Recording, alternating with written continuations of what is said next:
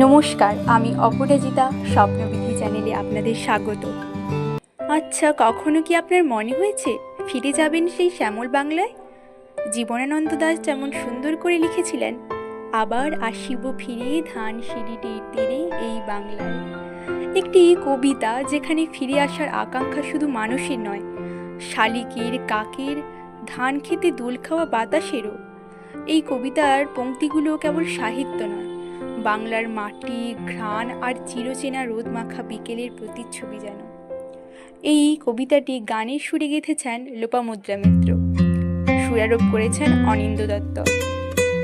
এই কবিতা, এই গান আর ফিরে আসার অঙ্গীকার, এর পূর্ণ বিশ্লেষণে আমরা আসছি শীঘ্রই। তৎপর যদি আপনি মুগ্ধতার অংশীদার হতে চান, তাহলে আপনাদের হৃদয়ে জমে থাকা অনুভূতির কিছুটা অংশ নিয়ে মন্তব্যে শেয়ার করুন।